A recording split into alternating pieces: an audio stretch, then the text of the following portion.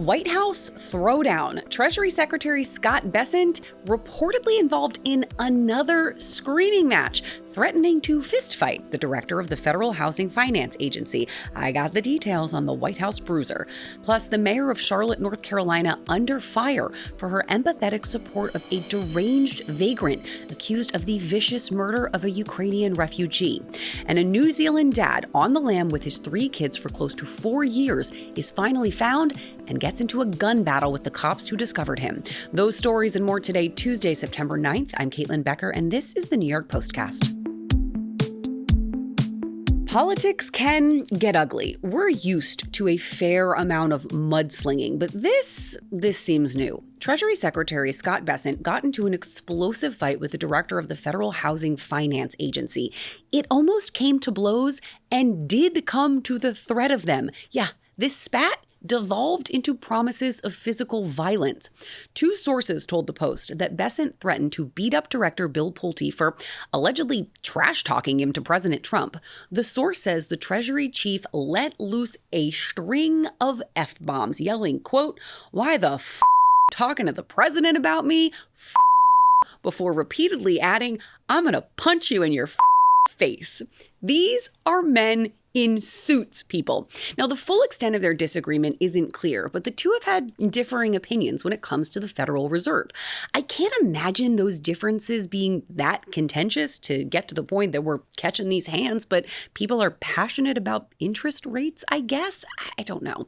Bessent has reportedly advised the president not to fire Fed Chair Jerome Powell, someone Trump seems to hate, while Pulte has been really vocal about cleaning house at the Fed. The argument took place at the Executive Branch Social Club, which counts first son Donald Trump Jr. as a co-founder. Now, Bessent's latest run-in follows a much-publicized argument with Elon Musk during the Doge era, which reportedly ended with Bessent actually hitting the billionaire. Now, he's never confirmed that, but we all know the first rule of Fight Club, don't we? Israel has ominously promised to destroy Gaza City in a mighty hurricane of strikes. That's how officials phrased it, calling the threat a, quote, final warning to the murderers and rapists of Hamas. Israeli Defense Minister Israel Katz went on to say that if Hamas fails to release the remaining hostages and lay down their weapons, Gaza will be destroyed. The new tough talk follows similar threats from President Trump. Sunday night, he posted online demanding Hamas accept the ceasefire that's currently on the table, writing, quote, "This is my last warning, and there will not be another one." Meanwhile, 2 Palestinian gunmen opened fire at a bus stop on the outskirts of Jerusalem Monday, killing 6 in what authorities are describing as a terrorist attack. It is one of the deadliest such incidents inside of Israel in the past few years. A New Zealand man who had been on the run with his 3 young children in the country's wilderness for the past 4 years was killed in a shootout with police yesterday. Tom Phillips disappeared with his kids just before Christmas in 2021 after a fight with their mom, who had sole custody of them. At the time, they were 9, 10, and 12 years old. For years, this poor woman didn't know if her children were even alive, but they were spotted about a year ago by, of all people, a group of pig hunters. Then, Monday, at 2:30 in the morning local time, police responded to a burglary at a rural farm store. That is where they found Phillips. Now, he tried to flee on a stolen quad bike, but authorities laid out spikes and quite literally stopped him in his tracks. Seemingly with no way out, the driver opened fire, officers responded, and killed him. Now, his oldest was with him during this deadly shootout and was able to lead authorities to his siblings, who were hiding out at a campsite in the area. Now to our big story, the vicious murder of a Ukrainian immigrant, Irina Zarutska, in Charlotte, North Carolina. President Trump was asked about this horrific crime on Monday. Here's some of what he had to say. So they're evil people. We have to be able to handle that. If we don't handle that, we don't have a country. The president is reacting there to horrifying new video that shows a homeless ex-convict with a mile-long rap sheet appearing to stab Zarutska at least 3 times while she rode a light rail train on August 22nd. In the video, you see her just sitting on the train dressed in her work uniform, looking down at her phone, really just minding her own business, when the man seated behind her suddenly stands up and just starts stabbing her. Police say this was a random attack. The suspect's name is DeCarlos Brown. Brown has been arrested at least 14 times for crimes like felony larceny, robbery with a dangerous weapon, assault, the list goes on. The victim, Irina, was a refugee. She had fled war-torn Ukraine for a safer life in the United States with her family. New York Post senior reporter Chris Nisi has been following this story, and he joins me now. Chris, this video is bone-chilling when you look at how it all unfolded. What do we know about the victim? What's her story? On the backstory of this beautiful young woman, Irina Zaruska, is absolutely tragic when you consider what ultimately happened to her.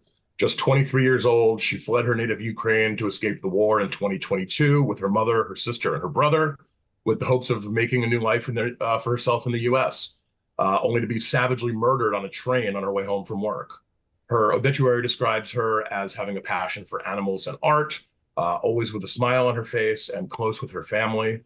She learned to speak English right away and was really making a go of it in America when her life was just heartbreakingly cut short early by this senseless act of violence. Yeah, just snuffed out. And to hear the tale of just how this family was assimilating to what they thought was a brighter future, it breaks your heart. Now, the mayor of Charlotte is getting absolutely dragged online for her reaction to this horrible crime. What exactly has her in hot water? So Vi Lyles, the mayor of Charlotte, sent a lengthy statement to Joe Bruno, a reporter for local TV station WSOC, in which she sounded like she was painting the alleged killer, DeCarlos Brown Jr., as sort of the victim. Her statement contained a lot of talk about a need for compassion in the light of this, and basically saying the real tragedy here is all of the ways that society and the social safety net failed Brown. What she conspicuously didn't mention was DeCarlos Brown by name, nor his absolutely massive rap sheet. And perhaps most outrageously of all, she didn't even mention the name Irina Zaruska. Perhaps needless to say, Lyles didn't respond to our request for comment. That's kind of insane to not even mention the name of the victim. And there's video of the crime. Now, of course, as you mentioned, alleged assailant here because he has not gone through the justice system. But based on what you see in the video alone, it's surprising that there wouldn't be more sympathy to this woman who was just sitting there minding her own business. Oh, it gives me a second just to think about it. Now, I want to ask you about this GoFundMe campaign for the accused murderer. We usually see these things for victims or their families after a tragedy, not necessarily the person cops say was literally caught red-handed killing them. So what is this all about? Yeah, so a handful of these legal defense fundraising pages for DeCarlos Brown Jr. started popping up in the wake of the murder. Some claimed things like donating, to support him would help, quote, fight against the racism and bias against our people. Another one launched with the title, Raise Funds to Stop the Injustice Against DeCarlos Brown Jr., portraying him as a victim who was, quote, failed categorically by the judicial system and mental health services of North Carolina. And as such is not entirely to blame for what happened. All of that may be true too.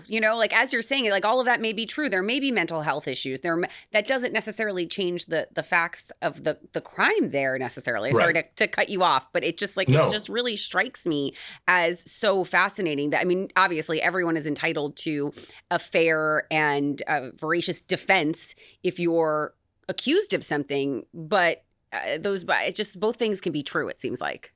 Of course, it's shifting blame seemingly to anything but the alleged perpetrator. What a wild story.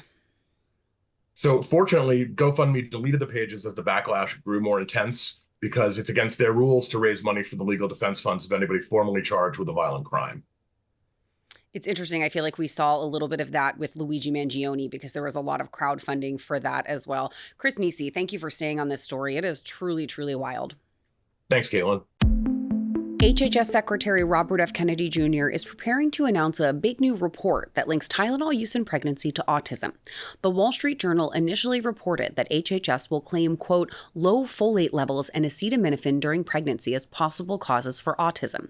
The active ingredient in Tylenol, acetaminophen, has been studied for decades. Some studies claim it poses a risk to fetal development, but other studies refute that. And a caveat here, an HHS spokesperson cautioned the Post that it's all speculation, quote, until we release the final report. Earlier this year, the Icahn School of Medicine at Mount Sinai in New York did an analysis of 46 studies that identified potential links between Tylenol and fetal development. That analysis found that acetaminophen may lead to oxidative stress, interfere with hormones, and even cause genetic changes that could lead to fetal development issues. But that same study cautions that more research is needed before flat out claiming Tylenol is the root cause of these issues. Now, one theory that's gaining traction, though, is that it might be the underlying issues that lead to the Tylenol use that are the cause of developmental issues, not the medication itself.